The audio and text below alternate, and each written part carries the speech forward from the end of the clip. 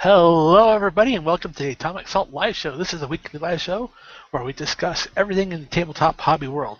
I am Wild Chevy, and I am joined by my buddy, Casey. Casey, how are you this week? Well, I'm doing okay this week, Alan, except for the fact that I can't see you because I'm working off of my mobile phone because my laptop melted down. Well, that's always fun. Indeed, it is. And expensive, it turns out. I should have just gone with like a regular PC tower that I can work on myself, but I just had to go and be all like modern and get a laptop. Well, now you have that urge to go get a gaming rig. I know, right? I won't get Alienware because that's like too trendy and posery. Maybe like a Falconware. I like a yeah, nice Falcon rig would be great. Okay, so let's kick it off how we normally do. What have you done this week in the hobby world? I got a lot of games in this week. Particularly played a big game of Myth just the other day. What about you? Let's see. I did some gaming. Uh, we started off at Journeyman League for War Machine at the local game store. So I'm participating in that. I also got some painting done. Let me pull up a photo for everybody to share. You guys have seen me working on this past week or so. But here we have it. Scaldy Bonehammer is finally finished and looking very cool, I think. Yeah, this is the one you've been working on. This is the Troll Blood, right? Correct. Yeah, it looks great. I actually got to see this guy in person the other day when we were playing Myth. So he's turned out quite nice.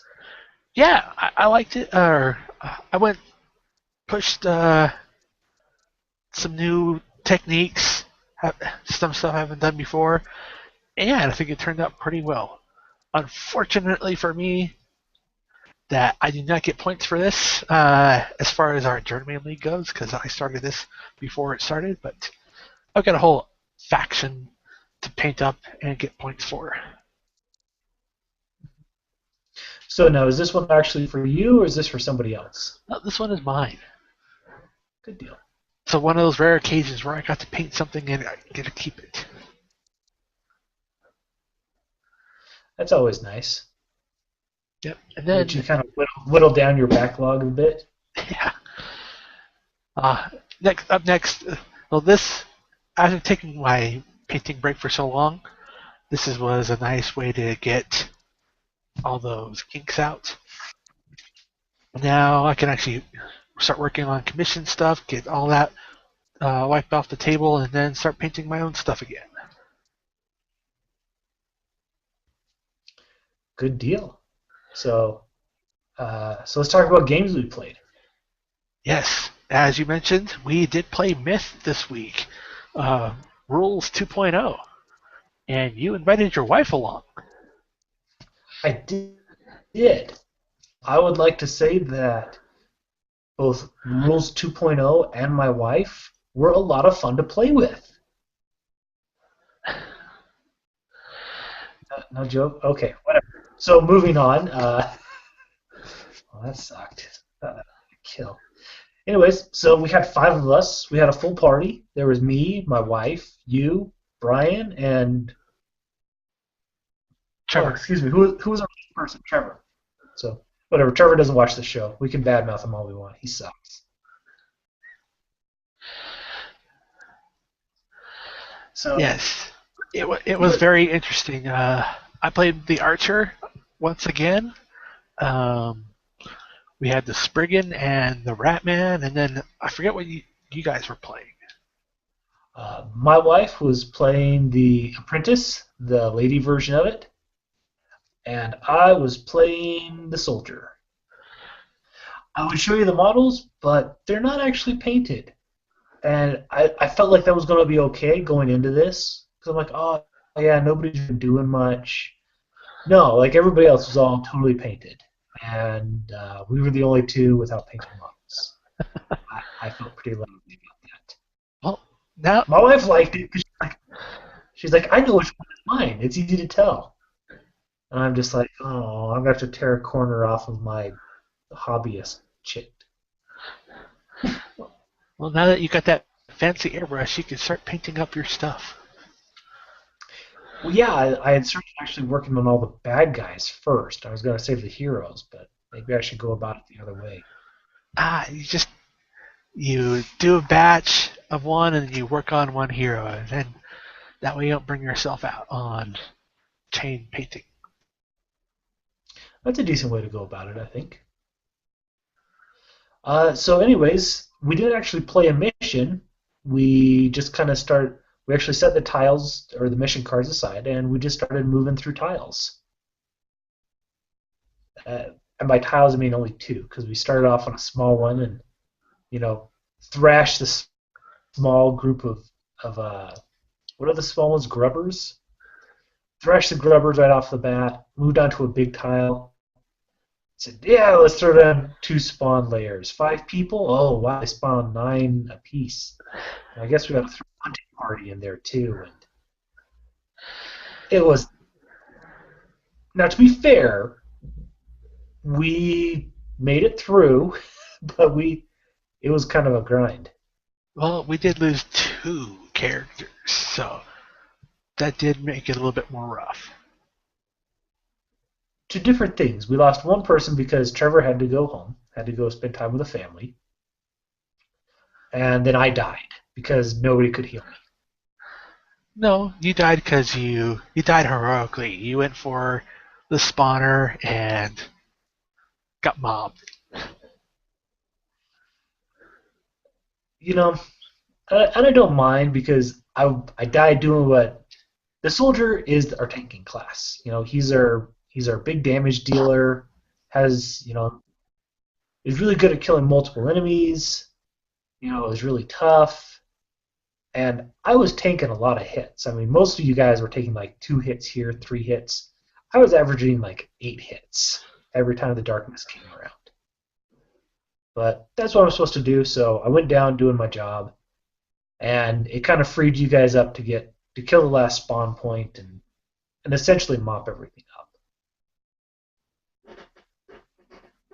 So, but what did you think of the new 2.0 rules, Alan? I did enjoy them compare. Well, it seemed a lot more clear than the rules 1.0.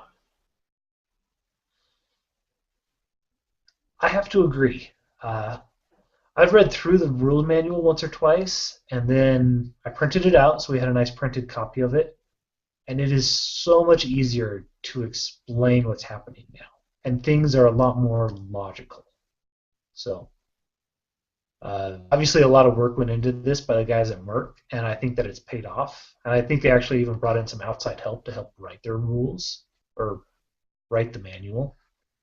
But it's all paid off because it is much clearer now on how things work. So this actually just makes me excited to see the new monster cards and the new hero cards and all of that. So, uh, and the fun thing was so Natalie, my wife, I did have to drag her into this, uh, almost kicking and screaming. But when she sat down and started playing, she actually had a really good time. And when I asked her about it tonight, I was like, "Well, what do you want me to say? What did you think of it?" She's like, "Well, tell them it didn't suck." I guess that's a good review for a game, if nothing else. There are worse things that have been said about games. So, in particular, one, I think she's just a little stubborn and she can't admit that she really liked it. But she even said, I think she felt like we were playing too big of a tile, and there wasn't enough like meat going on. Like the loot we were getting wasn't very interesting. We couldn't really do anything with like some of the stuff that we had earned, and things kind of bogged down on the tile, and so it was a little boring. So I think that if it was to be just me and her playing, like on small tiles, and keep it the bad guys light, and just kind of cruise through the missions, I think that she would enjoy it quite a bit. Well, that's an interesting point. Because it uses you have a deck of cards that you draw your powers from. You will have some rounds where you'll have all your mighty powers, but nobody to kill in your vicinity. Or you'll have another round where you really need something and you have nothing useful.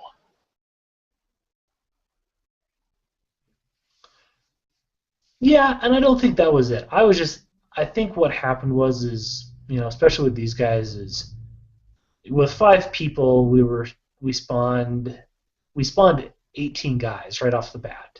And then we added another 9. So we had like 27 guys on the board right from the get-go. And we were killing them. I mean, yeah, sure, not everybody was firing on all cylinders, just, playing your threat and AP game. But man, like every time we would kill a group of them, we would have like another wave rolling in from the spawn point. So, and it wasn't until we really battled through and really killed those spawn points that it actually felt like we were getting anywhere. That might have been us tactically. It would have been wise to kill the spawn points earlier, but it just kind of bogged down. I mean, I think after a couple hours on a single tile just fighting guys, we were all a little burned out on it.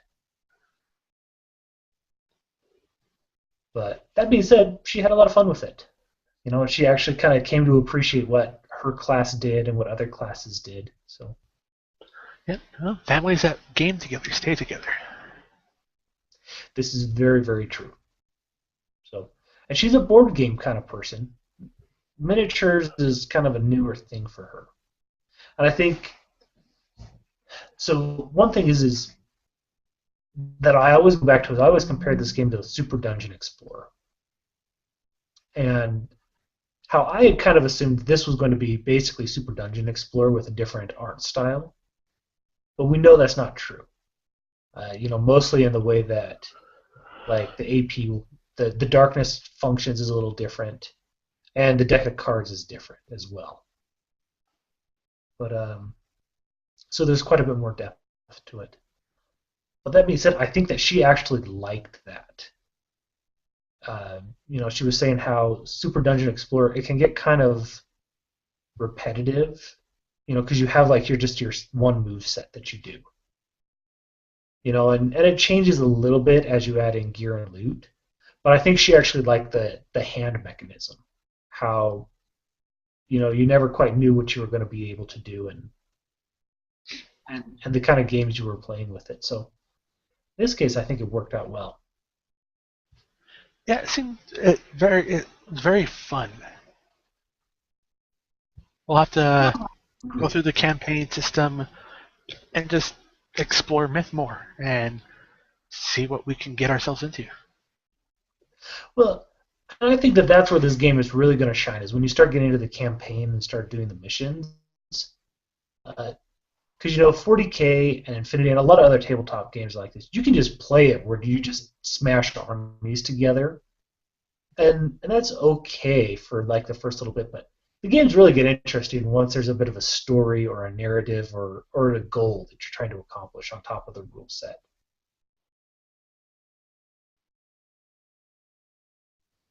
But speaking of 40K, Alan, we got a lot of cool stuff coming out. Oh yes, indeed. We saw a trailer this past week for Space Marines, and then the rumor mill has come true, and we're going to see new kits for um, Assault Marines and Dev Squads, as well as 4 new upgrade packs for different factions. Okay, so have you seen the pictures for the Assault Squad and for the new Devastators? I've seen the pictures for the Assault Squad. They're up on the GW's page right now. Very dynamic looking poses, guys without helmets on, and the 32 mil bases. They look very actiony. Yeah, it feels like GW's has kind of looked around at what everybody else is doing in terms of uh, dynamic posing and is trying to copy that. We have a lot of guys jumping off of rocks, but I think it looks good. But you've got to go out and find the Devastators because the Assault Marines basically look like Assault Marines, but this Devastator kit looks amazing. They in a lot of places like the armor, like the legs, has just been totally reworked. Like they don't even look like Marine legs. Like they've just put in because Marine legs are generally just kind of like smooth, solid sheets. Yeah, these have detail galore inside of them. They look great. Well, that's going to be great. That's going to make a lot of armies look a whole lot better. Yeah, the Devastator missile launcher even has like a missile coming out with smoke contrails billowing behind it connected to the missile launcher. So, I mean, you've got we both have 40k armies. Both of us have Space Marine ish. I've got Blood Angel, Grey Knights. You've got Space Wolves. I mean, are you going to be picking up these new kits along with the upgrade kits for your Space Wolves? I think I don't know about the Assault Marines and the Devastators because it's not saying anything bad about the kits. I'm not sure that they're going to really fit into my Space Wolf style of playing. Maybe the Devastators because they're really nice, but I definitely see myself picking up the upgrade sprue because there's a lot of cool bits in there.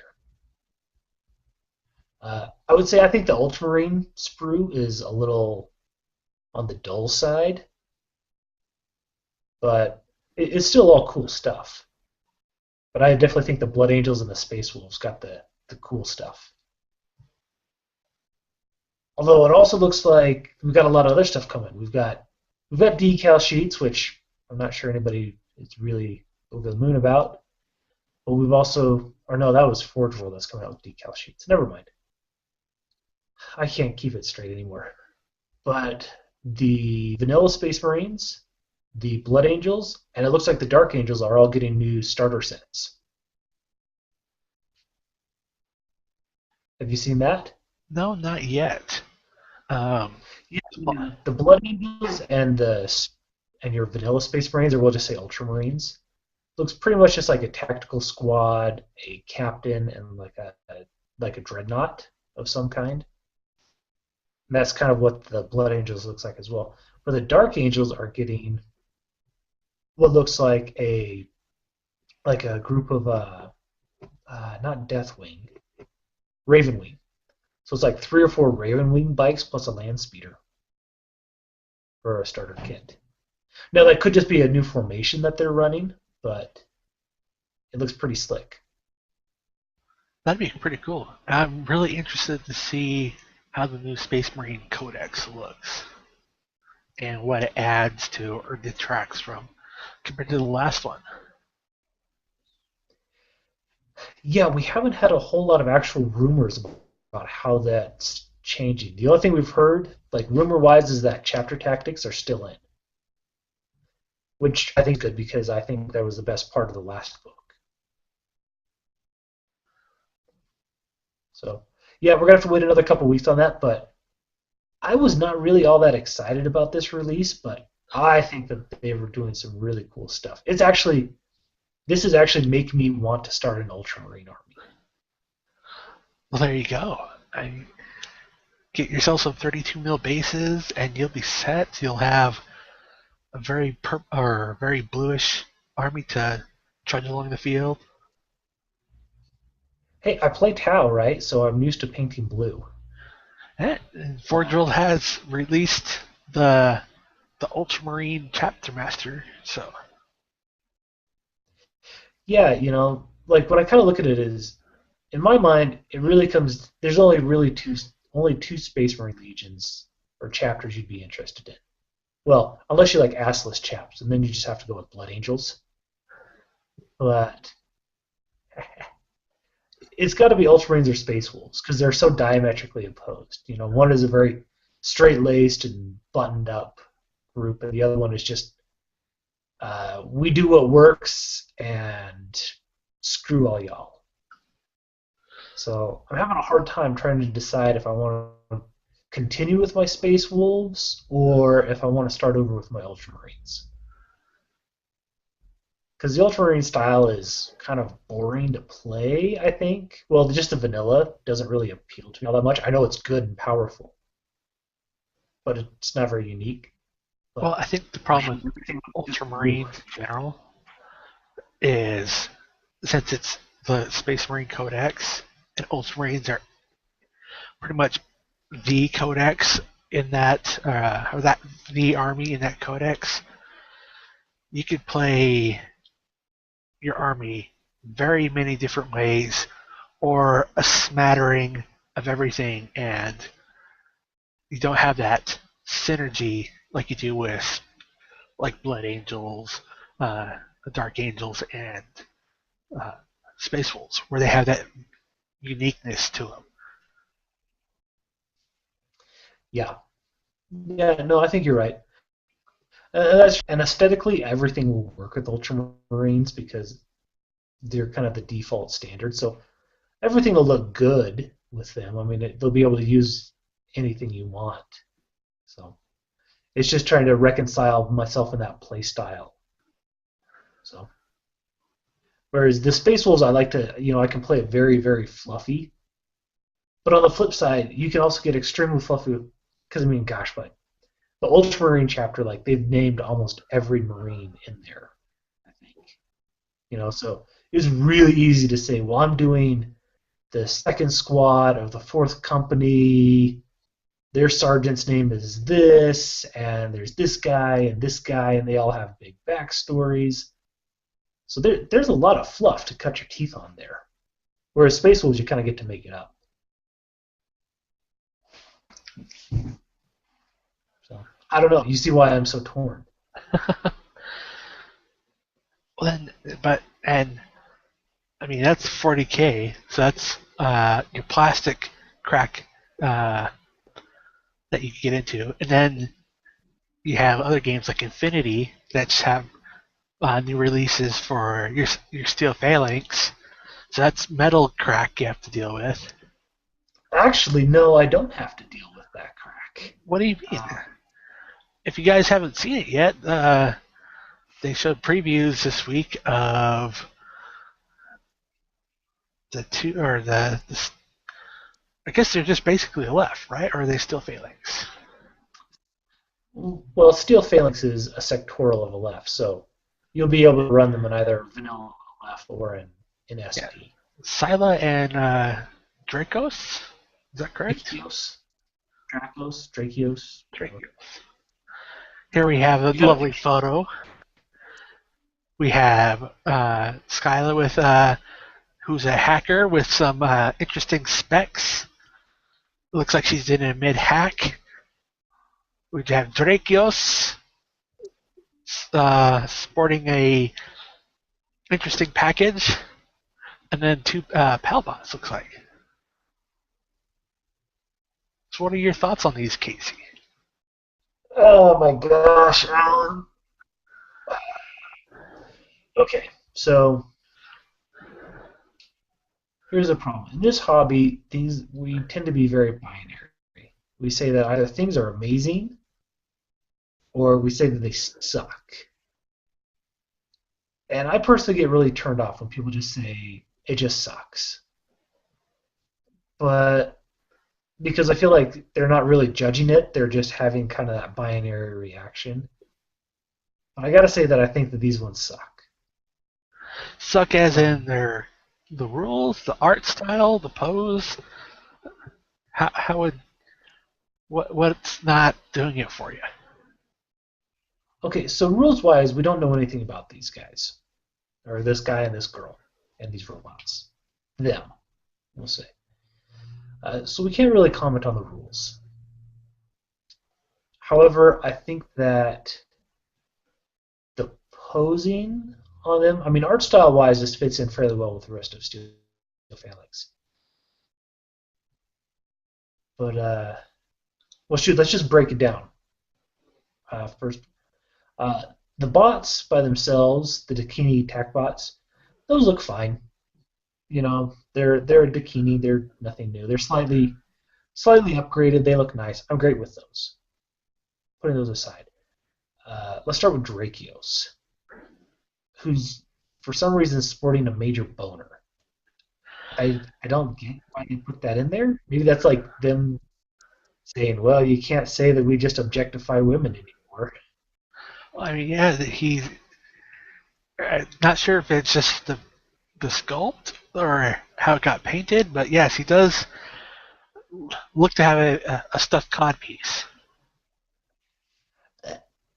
And for as much as I detest it right now, I'll say that I think that if you're when you're painting it, if you just don't highlight that area and you just make it a little bit darker there, I don't think anybody's really going to notice it all that much. But and so that bothers me. It's just weird and doesn't need to be there. And the other thing is what is he doing? Like he's got this It weird looks pose where he just like arms are flailing out everywhere. well. It's a very dynamic pose. From looking at it, it looks like he just dropped a magazine out of his gun, and he's mid reach to grab a new one out of his fanny pack. Sure, and maybe that's what he's doing, but it just looks weird. I mean, you have to sit there and you have to really think about what is this guy doing. It's not immediately apparent. I think CB has done this before, where they've just been dynamic for dynamic's sake. Now, granted, he's not like pulling a rage fist or something, so let's give him that.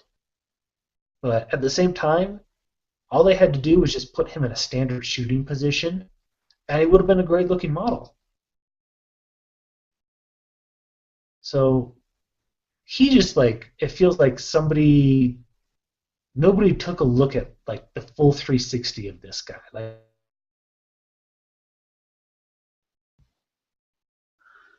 No, yeah, I mean, it's very interesting. It looks like we just lost Casey.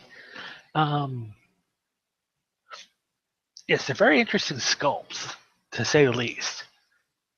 And from looking at Silent, I've heard a lot of people are talking about her glasses in the way. I'm not. I think just these can be easily turned into goggles if you have the sculpting skills. But yeah, I see this not being a too difficult of a miniature to work with.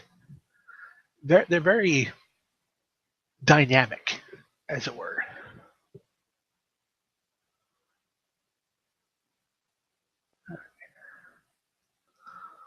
Let's see if we can get Casey back.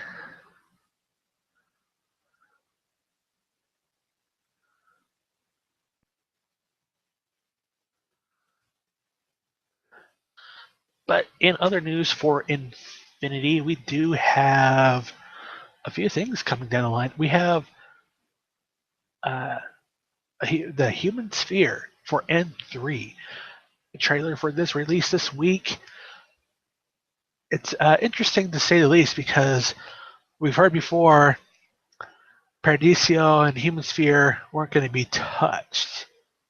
But now we have the trailer for Human Sphere for N3. Not quite sure exactly what it is, if it's just maybe an update to the current rules right now, or if it's just oh complete 180 and they're making a new version of Human Sphere. We won't know for a couple of months now because this is going to be one of those books we probably won't see until the end of the year.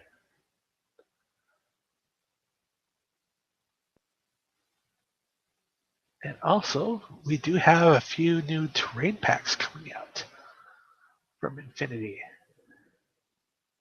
Let me grab a photo for you guys.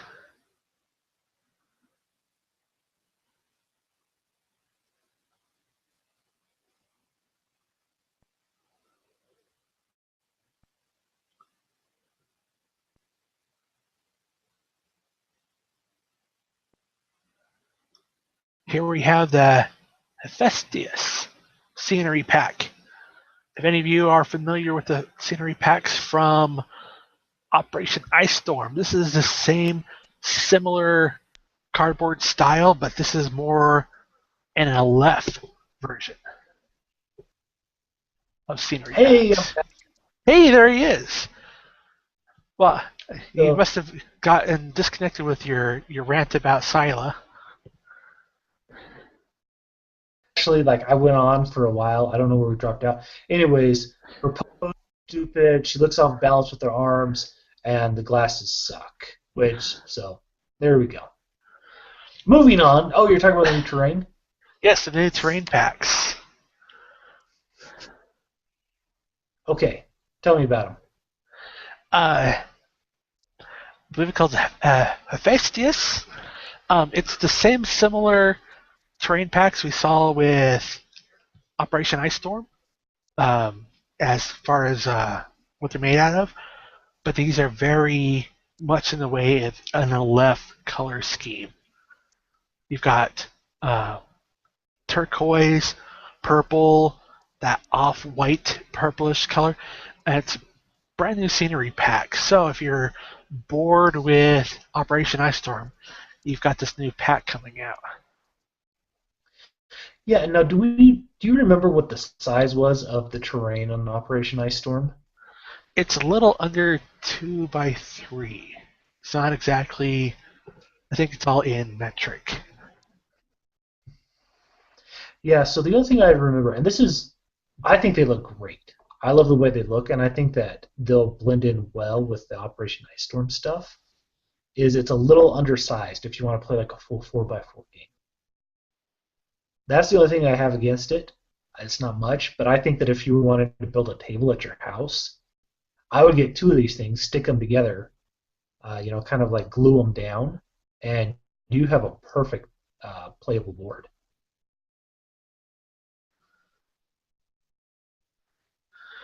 Yeah, it's very. Yeah, it's 24 by 34.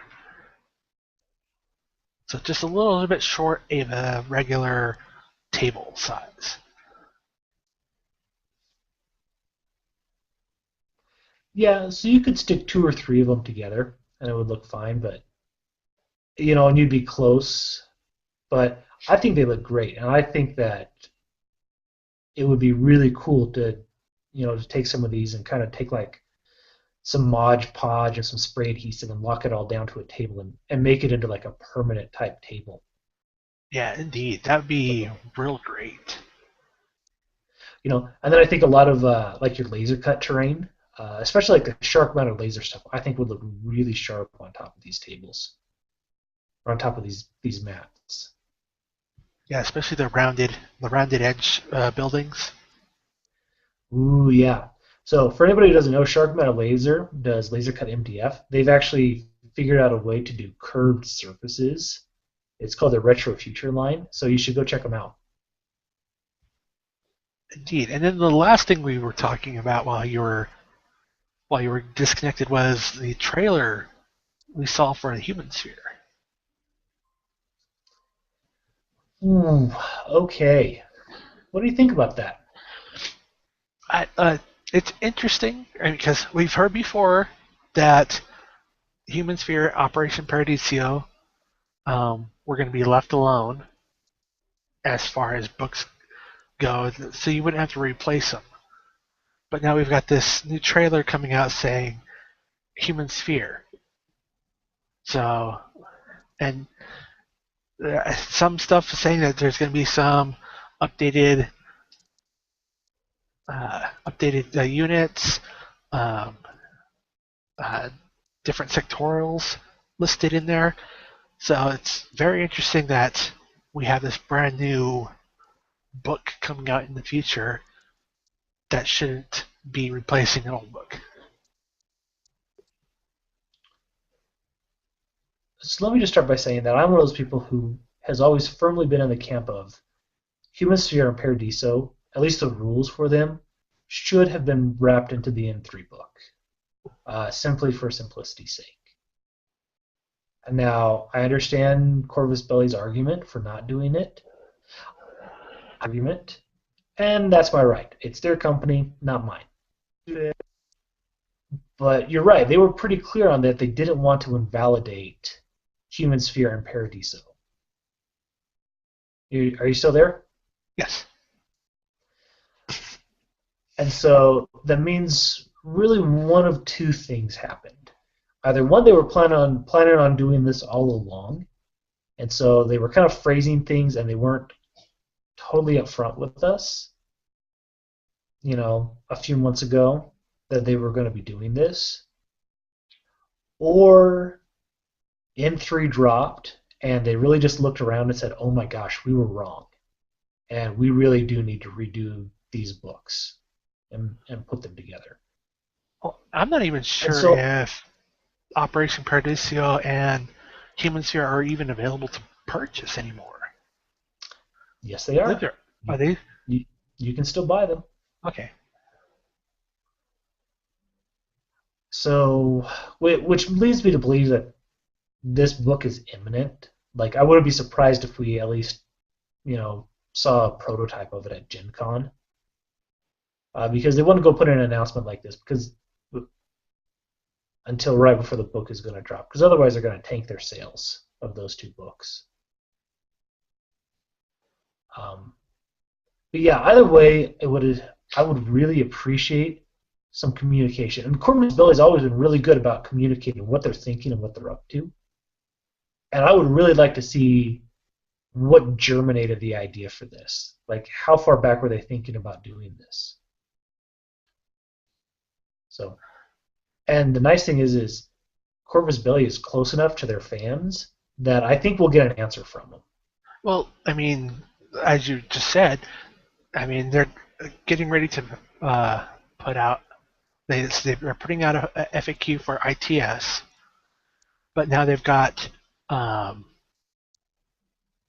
your buddy Gutierrez, I believe. They've made a forum forum thread directly in their official forums answering FAQ questions directly from the designers. Yeah. So yeah, their communication's always been really good, and I'm really curious about why this happened and kind of the story behind. I think that'll really shape the way that I feel about this product. I mean, at the end of the day, I still feel like what they're doing now should have been wrapped into N3 and maybe let N3 hold off for a couple of months. But at the same time, maybe they had a good reason for doing what they did.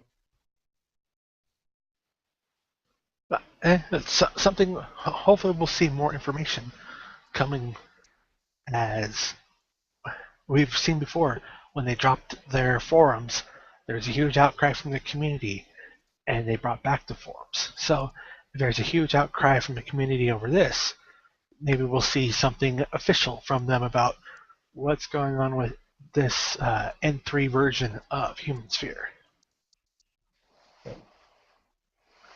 So, all right. Well, what else you got for us this evening, Alan? That is all I have this week. Anything else, Casey? I think I'm good. Like I said, I'm working off my phone here, so I'm kind of limited in what I've got. All right. Well, before his battery dies or he goes on another rant, we'll end the show. Just want to say thank you guys for watching. Tune in next week. Please comment below. Let us know what you think about the topics we discussed today.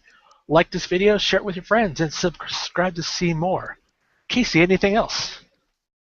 Nope. Just as always, if you've got any cool new product or something, a cool piece of news that you'd like us to cover, just feel free to email us at theatomicsalt@gmail.com. This is the Atomic Salt, and we just blown your mind, Corvus Belly. Have a good night, folks.